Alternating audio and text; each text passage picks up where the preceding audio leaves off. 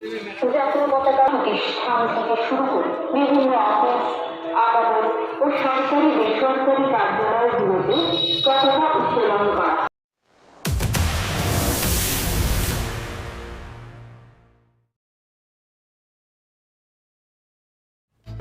আগামী 15ই আগস্ট ভারতের 80তম স্বাধীনতা দিবস। স্বাধীনতা দিবসকে সামনে রেখে দেশ জুড়ে চলছে হর ঘর তিরঙ্গা কর্মসূচি। তারই অঙ্গ হিসেবে কর্মসূচির দ্বিতীয় দিনে কান্দিতে পদযাত্রার আয়োজন করল কান্দি মহকুমা প্রশাসন। মঙ্গলবার সকালে কান্দি মহকুমা প্রশাসনের উদ্যোগে আয়োজিত এই পদযাত্রায় উপস্থিত ছিলেন কান্দির মহকুমা শাসক মধুশ্রী আইএএস।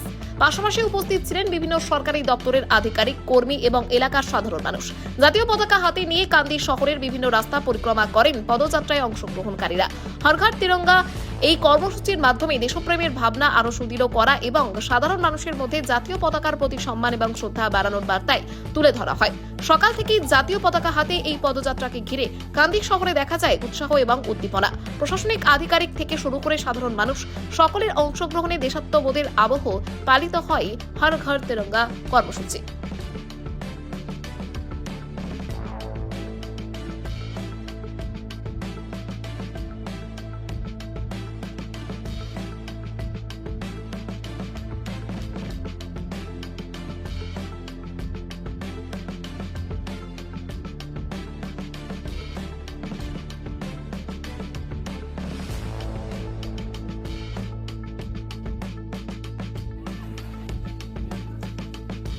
কান্দি শহর জুড়ে পায়ে হেঁটে তিরঙ্গা যাত্রা করলেন হর ঘর তিরঙ্গা, কি বলবেন ম্যাডাম?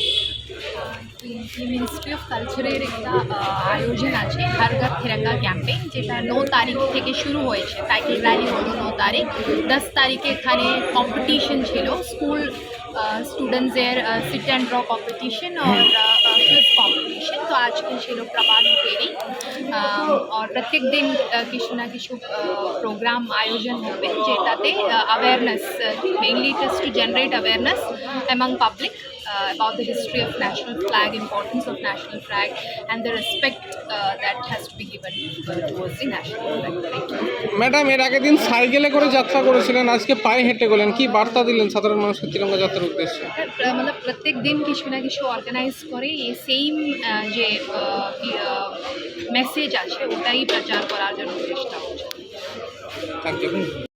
জাতীয় পতাকা প্রতিষ্ঠান থেকে শুরু করে বিভিন্ন অফিস, আদালত ও সরকারি বেসরকারি কার্যালয়গুলোতে পতাকা উত্তোলন করা হয়। দিনের শুরু থেকে শেষ পর্যন্ত পতাকা উড়িয়ে রাখা হয় এবং আধার নামিয়ে আসতে পতাকা দাঁড়িয়ে নেওয়া হয়। মা আসছেন, চারিদিকে শুরু হয়েছে দুর্গাপুজোর আনন্দের প্রস্তুতি। নতুন পোশাক, উৎসবের আনন্দ আর পরিবারের হাসিতে ভরে উঠবে অসংখ্য ঘর।